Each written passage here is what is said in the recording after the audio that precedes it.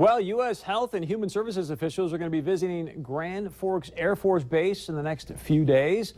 Not necessarily to check on our armed servicemen and women, but because they're looking for a place to temporarily house unaccompanied minors from Mexico and Central America. You may remember there was a major surge of unaccompanied minors back in around 2014. And then in October and November of 2015, the numbers increased by about 3 times. Hear this, roughly 12,000 people coming in family units were arrested at the border in those 2 months. And those are just the people that ended up being arrested. First off, you want to think about this for a moment, all right? Can you imagine coming from Honduras? You're near the equator. You come across the Rio Grande. You get inside the USA, and next thing you know, you're being shipped to below zero wind chills up in Grand Forks, North Dakota. I mean, who knows? Maybe the administration's up to something. Maybe this could actually be a great move because you bring somebody from Honduras into Grand Forks' frigid below zero wind chills. They might be like, you know what? I'll go back to Honduras. Send me home. I'll join any gang you want as long as I'm back in some sunshine and some beach. And another thing about this situation is today a somewhat controversial program was started, called on actually by the Obama administration. A lot of people are very, very upset about this. They're going to be going around the country. The raids actually started today in Georgia and Texas. They're going to be rounding up illegal immigrants and then deporting them back to their homeland. Many, many people are saying, wait a second here, this is not a good thing. And the big reason is because of this surge that happened in 2014. You had a lot of these immigrants coming from Central America and Mexico that said that they were told, at least along the journeys, that, hey, just get to the U.S. That way you can end up staying here on your dime. Obviously, you and I, the taxpayers. Now, the head of Homeland Security, Jay Johnson, he's defended the program. Listen to this. Again, this is the Obama administration, which, look, we have immigration laws. We need to uphold them. We are a republic and land of law. So I think it's great. But I'm also pleasantly surprised the Obama administration is doing this.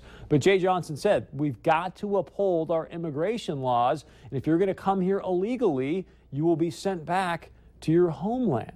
What I want to know from you tonight, and again, you can text us, email us, use Twitter, is do you support using the Grand Forks Air Force Base as a temporary home for unaccompanied minors from Mexico and Central America? Also, do you support the Obama administration right now implementing this new program that's going to go around and round up minors and families and then essentially deport them back to Mexico? And also, you know, if you know anything about Honduras, very, very violent nation. The homicide rates down there are absolutely shocking. So do you support us sending these young people back to those places? One other quick story, actually 2 of them tonight. In fact, it may even be right now. The Fargo City Commission is meeting to decide if Martin Luther King Jr. Day should be a paid holiday or not for Fargo City employees. In my humble opinion, I think you can make a strong argument either way.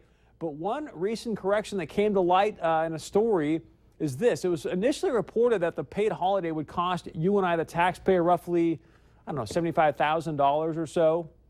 Then I believe it was just a few days ago, Mayor Mahoney was quoted as saying the figure of 75 grand was wrong. It's actually closer to about $12,000.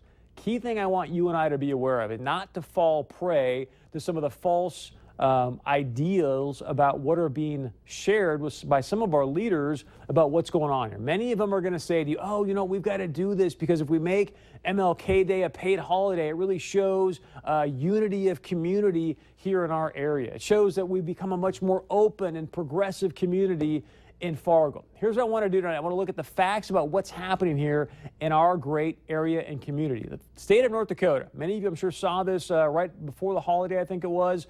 North Dakota in 2015, the fastest growing state in the nation based on population. North Dakota began to really start growing back in 2004.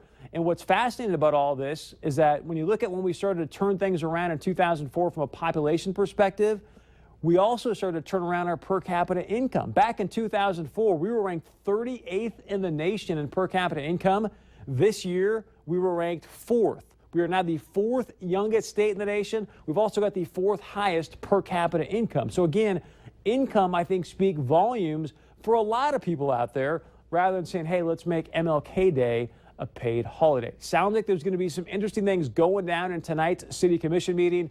trying to change this vote. We all know Commissioner Sobolek, if she has her way, she will vote with it. MLK Day will be a paid holiday. So want to know your thoughts. Should Fargo make MLK Day a paid holiday for Fargo City employees or not? Again, text us or email us your thoughts on that. And I wanted to share this poll with you. Not a ton of votes, but you can see here 76% of you said no, MLK Day should not be a paid holiday. One last thing I want to hear from you about as well tonight. How about the Minnesota Vikings winning their division? They're going to be hosting the Seattle Seahawks. I think it's Sunday at noon. Question for you tonight is, can the Vikings beat the Seahawks? They got trumped pretty bad by them in the regular season. I believe it was even at home for the Vikes. So we'll see if they can pull out a playoff victory. Touchdown Teddy playing much better than he was earlier in the season. All right, stay with us. When we come back, we're going to get to your feedback, your points of view. As always, very easy to share your thoughts with us. You can go ahead and text them, email us, a bunch of different ways you can join our conversation. You can see them right here. We'll be right back.